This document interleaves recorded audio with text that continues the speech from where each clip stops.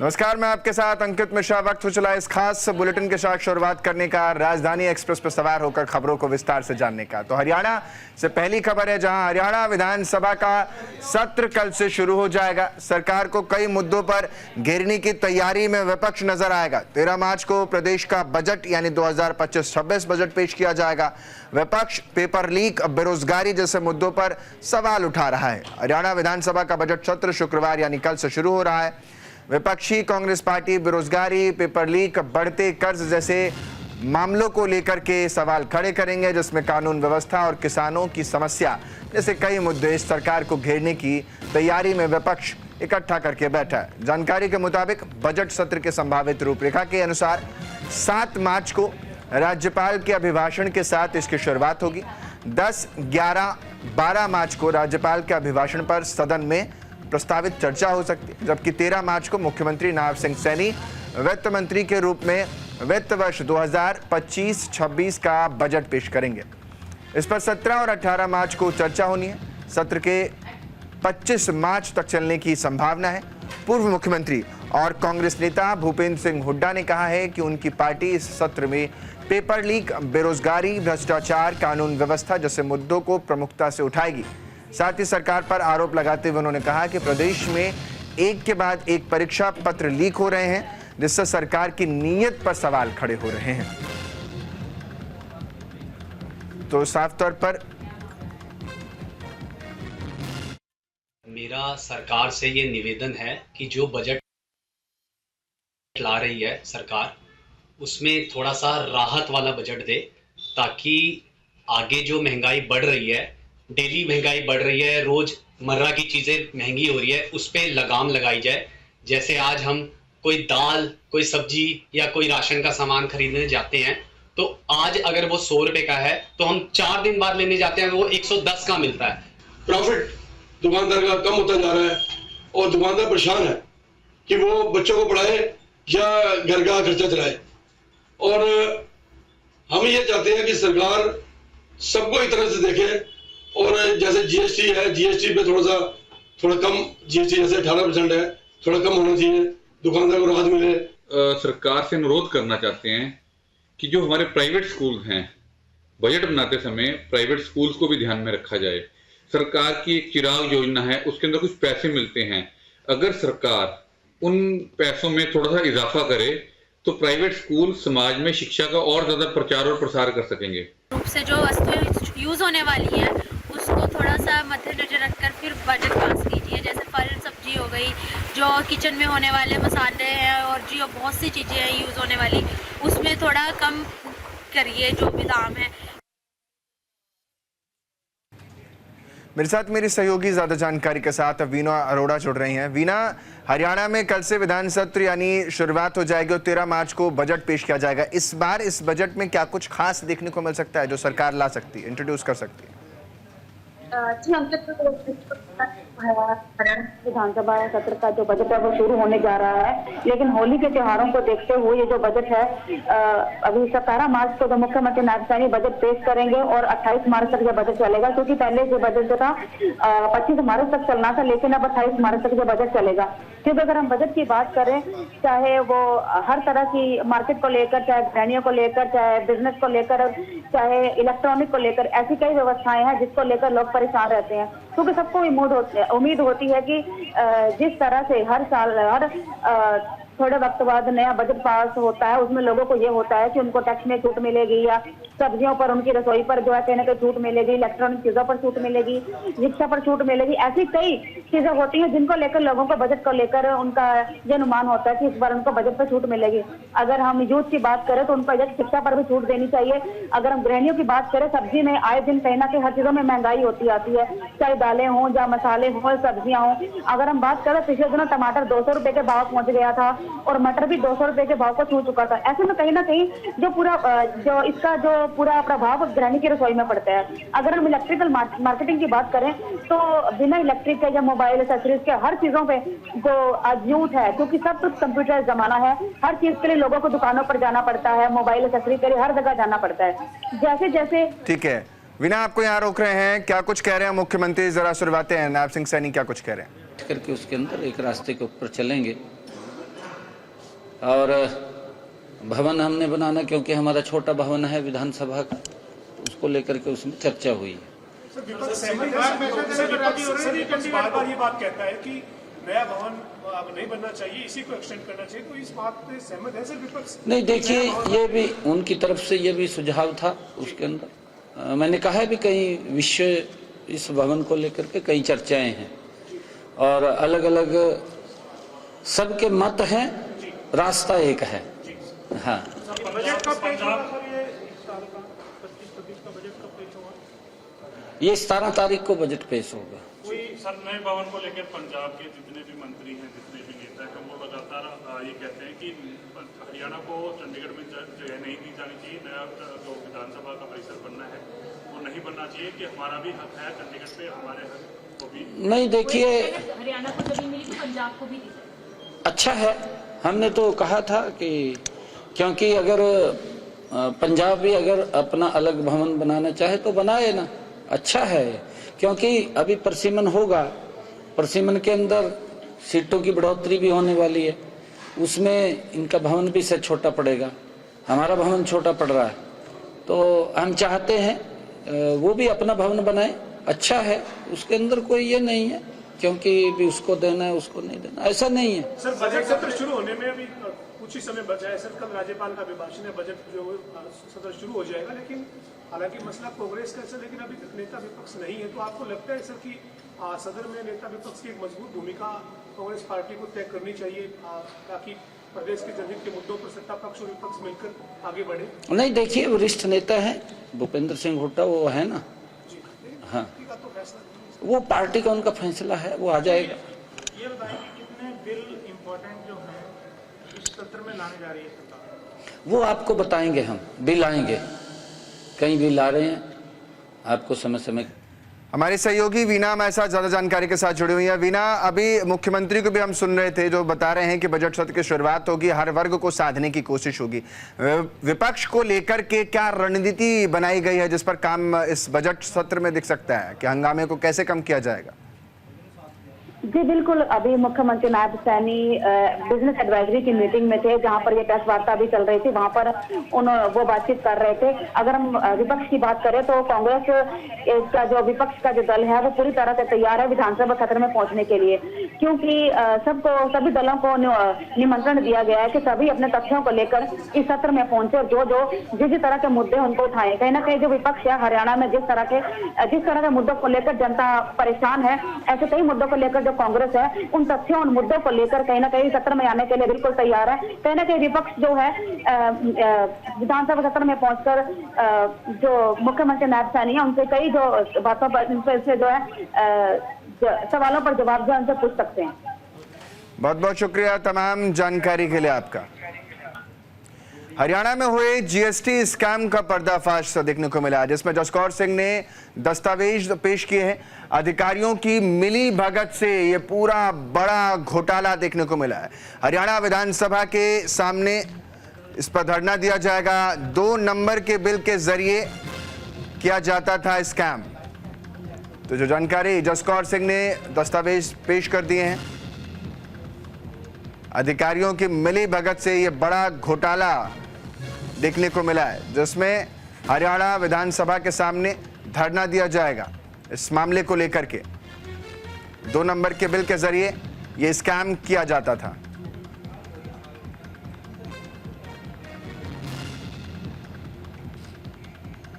हरियाणा के अंबाला में 2 मार्च को हुए निकाय चुनाव के बाद एसडी कॉलेज में रखी गई ईवीएम मशीनों की सुरक्षा में लगे सीसीटीवी कैमरे के खराब होने की शिकायत हुई है।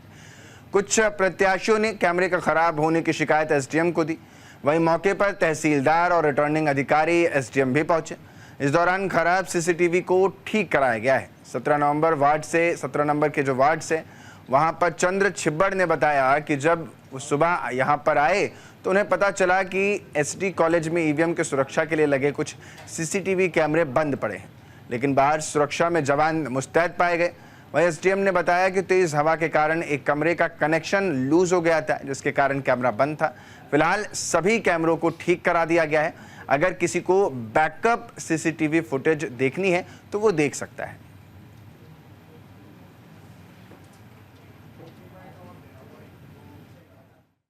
ज्ञान में आया है तो मैंने अभी स्ट्रॉन्ग रूम के बाहर जो कैमरे लगे हैं उनको चेक किया है। एक कैमरा 10 नंबर कैमरा जो है वो बंद हो गया था, तो एमसी के जेई और जो टेक्निकल लोग थे उन्होंने बताया तेज़ हवा की वजह से कोई कनेक्शन है वो लूज़ हो गया होगा। बट हमारे पास बैकअप है और कुछ कैंडिडेट्स वहाँ पे थे, तो मैंने डायरेक्शन दी है जिस भी टाइम पीरियड के दौरान वो 7:30 बजे यहाँ पे आए तो देखा हमने जो मेड कैंडिडेट का कैमरा वो बंद था। जो स्टाफ का कहना था एक कैमरा जहाँ पे मशीनें हमारी रखी हुई वहाँ पे एक कैमरा बंद था। तो उसके बाद जो यहाँ पे स्टाफ था उनसे पूछा, उन्होंने कहा हमने रात को इस बारे में एसडीएम साहब को और सबको हमने बता दिया है और अब सुबह हो चुकी है, अब तक कोई कैमरा नहीं चला है।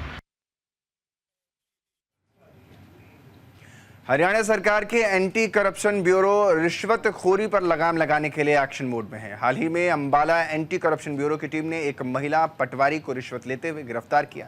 ये कार्रवाई एक शिकायत के आधार पर की गई जिसमें महिला पटवारी पर 40,000 रुपए की रिश्वत मांगने का आरोप लगा था। अंबाला की मनकपुर निवासी साहब सिंह ने एंटी करप्शन ब्यूरो में शिकायत दर्ज कराई कि महिला पटवारी रीना देवी और उनके निजी सहायक शमी ने जमीन का इंतकाल चढ़ाने के लिए 50,000 रुपए की मांग की है। साहब सिंह ने बताया कि उन्होंने लगभग 2 महीने तक पटवारी के कार्यालय में चक्कर लगाए, जिसके बाद उन्हें रिश्वत की मांग की गई। शिकायत के बाद एंटी करप्शन ब्यूरो की टीम ने महिला पटवारी को रंगे हाथों पकड़ने की योजना बनाई। जब साहब सिंह ने 40,000 रुपए की रिश्वत लेकर पटवारी के कार्यालय में प्रवेश किया तो टीम ने तुरंत कार्रवाई करते हुए महिला पटवारी को गिरफ्तार कर लिया। इस दौरान उनका निजी सहायक शमी मौके से फरार हो गया। एंटी करप्शन ब्यूरो के इंस्पेक्टर राजेश कुमार ने बताया कि इस मामले में आगे की कार्रवाई की जा रही है। साथ ही महिला पटवारी को कोर्ट में पेश किया जाएगा, जहां उनका रिमांड उनसे मांगी जाएगी कोर्ट से। ये कार्रवाई भ्रष्टाचार के खिलाफ सरकार की सख्त नीति को दर्शाता है। और पटवारी के पीछे मैं 2-3 महीने से घूम रहा था, 3-1.5 महीने से 2 महीने से तो मन तंग कर रहे थे। तो पटवारी ने 50,000 की डिमांड करी थी जी, दोनों ने, चेले ने भी मैडम ने भी। तो जो उसके बाद मैं यहाँ आया, यहाँ आके फिर मैनू कौन पटवारी थे? रीना मैडम जी पटवारी की रिकॉर्डिंग की और रिकॉर्डिंग के बाद इन्होंने साफ तौर पे डिमांड की हुई है कि भाई आप हमें 5,000 रुपये कम दे देना। इन्होंने बोला भी कि भाई हमारे पास भाई इतना मैं गरीब आदमी हूँ, थोड़ा कम वो है। तो ये बताया इन्होंने कि भाई आप 5-4 रुपये इन्होंने साफ डिमांड की हुई है, दोनों ने, सहायक पटवारी ने और इसने, कि उससे बताया कि आप इंतकाल वगैरह हम आपको चढ़ा के दे देंगे। हरियाणा यमुनानगर के जंगधारी में एक सरकारी स्कूल में एक व्यक्ति फांसी के फंदे से लटका हुआ मिला। वहीं आनंद फानन में स्कूल के प्रिंसिपल ने पुलिस को मामले की सूचना दी। पुलिस ने स्कूल में पहुंचकर शव को पोस्टमार्टम के लिए भेज दिया है। पुलिस ने जब स्कूल में लगे सीसीटीवी फुटेज को खंगाला तो उसमें व्यक्ति के स्कूल के अंदर आने का कोई सुराग ही नहीं मिला। स्कूल में शव मिलने के बाद बच्चों में भी हड़कंप मच गया है। पुलिस ने स्कूल के स्टाफ से भी पूछताछ की, लेकिन व्यक्ति की पहचान अभी तक सामने नहीं आ पाई है। पुलिस फिलहाल मामले की छानबीन में जुटी हुई है। जिसको भी दिखाया है, यहाँ लेबर लगी हुई है, स्टाफ के सदस्य है, किसी ने इसको नहीं देखा। और बच्चे रिसेस में उधर खेल रहे थे, बड़े बच्चों की छुट्टी थी, पेपर उनके हो चुके हैं। तो उन्होंने मेरे को बताया लगभग 12:15 बजे का टाइम होगा। तो फिर मैं वहाँ गया, देखा कि लटका है वाकई आदमी। तो यहाँ जो लेबर लगी हुई है उनको बुलाया भी, आपका आदमी तो नहीं? उन्होंने मना कर दिया कि नहीं है हमारा नाम। हरियाणा के भिवानी में अनाज मंडी के बैंक कर्मचारी का शव जलघर के टैंक में मिला। दरअसल 3 मार्च से कर्मचारी बैंक से लापता था। वहीं परिवार को लोग और पुलिस व्यक्ति की तलाश में जुटी हुई थी। परिवार के सारे लोग, पुलिस दोनों ही तलाश कर रही थी, लेकिन लापता होने की शिकायत दर्ज किया गया था। इस मामले को लेकर शव मिलने के बाद पुलिस कार्रवाई में जुटी हुई है। वहीं सिटी पुलिस थाने के एसआई दयानंद ने बताया कि परिवार ने मनीष के लापता होने की शिकायत दी थी, जिसके बाद पुलिस लापता व्यक्ति की तलाश में जुट गई थी। इस दौरान व्यक्ति का शव जलघर के टैंक में मिला। आपको बता दें कि गोताखोरों की मदद से शव को बाहर निकाला गया। फिलहाल पुलिस मामले की छानबीन में जुटी है।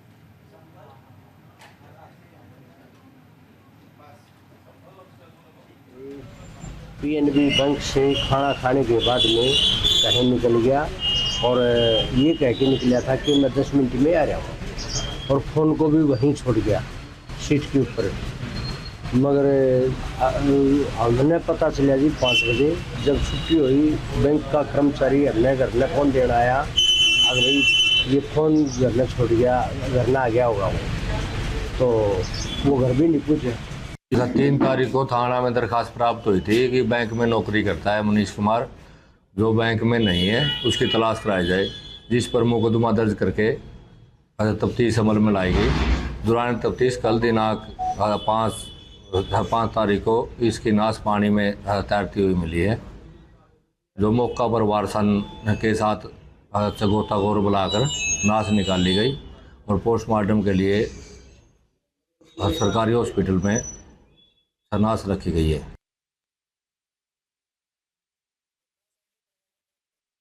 मामले की छानबीन में लगातार पुलिस जुटी हुई है। बैंक कर्मचारी का शव जलघर टैंक में मिला, जिसको गोताखोरों की मदद से बाहर निकाला गया है। परिवार ने लापता कर्मचारी के बारे में रिपोर्ट भी दर्ज कराई थी।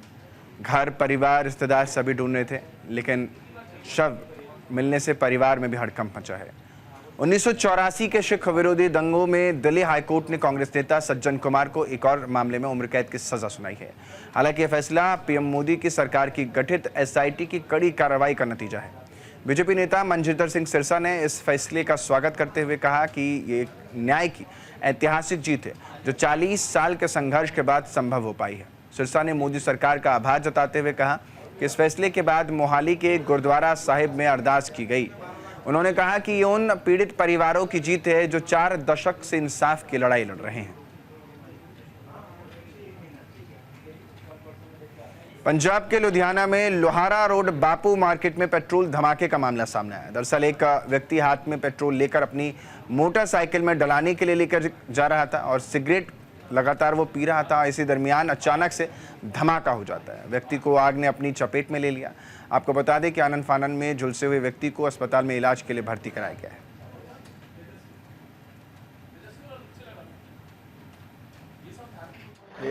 आਉਂਦੇ ਡਾਕਟਰਾਂ ਨੇ ਥੋੜਾ ਟ੍ਰੀਟਮੈਂਟ ਇੱਥੇ ਕੀਤਾ ਤੇ ਇੱਥੇ ਇਲਾਜ ਮਤਲਬ ਸਹੂਲਤ ਘੱਟ ਹੋਣ ਕਰਕੇ ਇਹਨਾਂ ਨੇ ਨਾਲ ਰੈਫਰ ਕਰ ਦਿੱਤਾ ਤੇ ਹੁਣ ਅਸੀਂ 32 ਸੈਕਟਰ ਲੈ ਕੇ ਜਾ ਰਹੇ ਪੇਸ਼ੈਂਟ। ਉਮੀਦ ਕਰਦੇ ਹਾਂ ਸਹੀ ਸਲਾਮਤ ਆਪਾਂ ਪਹੁੰਚਾਵਾਂਗੇ ਪੇਸ਼ੈਂਟ। ਇਹ ਸਰ ਲੋਕਲ ਹੀ ਸਾਡੀ ਗੱਡੀ ਲੈ ਕੇ ਆਈ ਹੈ ਤੇ ਆਉਂਦੇ ਡਾਕਟਰਾਂ ਨੇ ਥੋੜਾ ਟ੍ਰੀਟਮੈਂਟ ਇੱਥੇ ਕੀਤਾ ਤੇ पंजाब में नशे के खिलाफ एक्शन जारी है और इसको युद्ध स्तर पर किया जा रहा है, जिसमें नशे पर शिकंजा कस सके। आप सरकार की ताबड़तोड़ कार्रवाई भी लगातार देखने को मिल रही है। नशे के खिलाफ बुलडोजर एक्शन भी जारी है।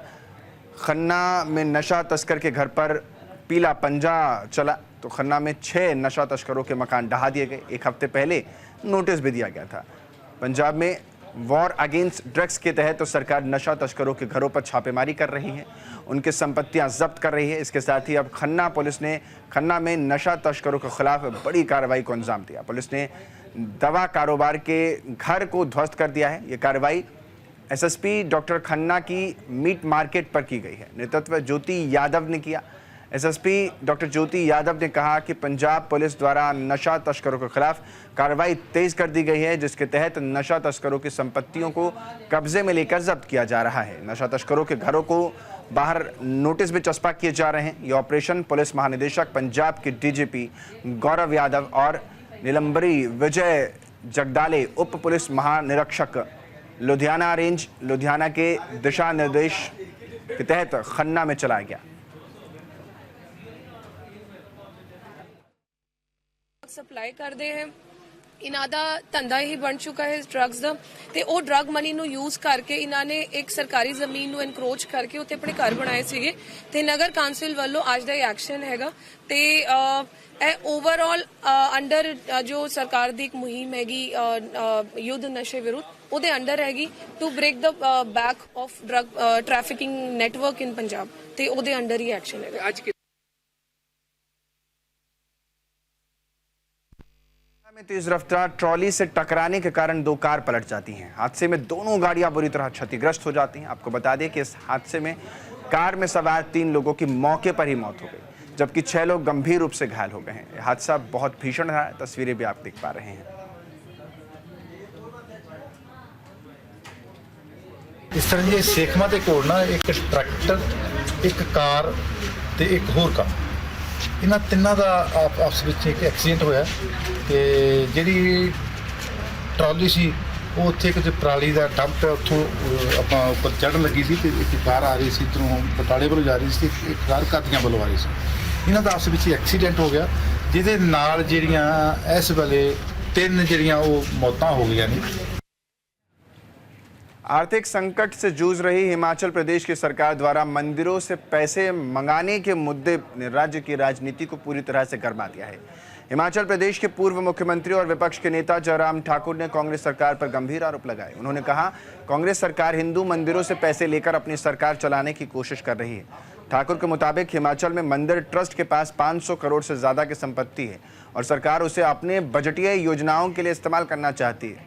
उन्होंने कहा कि बीजेपी सरकार ने पहले मंदिरों की आय का 15% गौ अभयारण्य पर खर्च करने का निर्णय लिया था, लेकिन कांग्रेस अब सनातन धर्म का अपमान करते हुए मंदिरों के पैसे हड़प रही है। केंद्र सरकार के प्रस्तावित अधिवक्ता संशोधन विधेयक 2023 के खिलाफ अधिवक्ता सड़कों पर उतर गए हैं। शिमला में हिमाचल प्रदेश उच्च न्यायालय बार एसोसिएशन ने राजभवन तक मार्च निकाला और राजभवन के बाहर प्रस्तावित विधेयक के खिलाफ नारेबाजी कर अपना विरोध दर्ज कराया। साथ ही हिमाचल प्रदेश बार एसोसिएशन राज्यपाल को अपनी मांगों को लेकर ज्ञापन भी सौंपाए हैं। Himachal Pradesh high court bar association ने प्रस्तावित अधिवक्ता संशोधन विधेयक 2023 को अधिवक्ताओं की स्वतंत्रता छीनने वाला और गैर जरूरी विधेयक बताया है। पूर्व महाधिवक्ता श्रवण डोगरा ने कहा है कि हिमाचल प्रदेश उच्च न्यायालय बार एसोसिएशन प्रस्तावित अधिवक्ता संशोधन विधेयक 2023 को पेश किए जाने की ही विरोध में है। उन्होंने इस विधेयक को गैर जरूरी बताते हुए इसे संसद में पेश किए जाने का ही विरोध करते नजर आए हैं। आगामी 10 से 28 मार्च तक शिमला में आयोजित होने वाले विधानसभा बजट सत्र को लेकर प्रदेश सरकार ने तैयारियां पूरी कर ली हैं और इसी कड़ी में आज विधानसभा अध्यक्ष कुलदीप सिंह पठानिया के नेतृत्व में विधानसभा मीटिंग हॉल में लॉ एंड ऑर्डर को लेकर उच्च अधिकारियों के साथ बैठक का आयोजन हुआ। इस बैठक में सभी समस्त संबंधित अधिकारी मौजूद रहे। इस संबंध में जानकारी देते हुए विधानसभा अध्यक्ष कुलदीप सिंह पठानिया ने कहा कि इस विधानसभा बजट सत्र को लेकर कानून व्यवस्था को सुदृढ़ करने के लिए आज उच्च अधिकारियों के साथ एक बैठक का आयोजन हुआ। उन्होंने कहा, इस विधानसभा सत्र में 15 बैठकें होंगी। खास बात यह रहेगी कि होली और रविवार की छुट्टी के अतिरिक्त सभी दिन विधानसभा सुचारू रूप से चलेगी।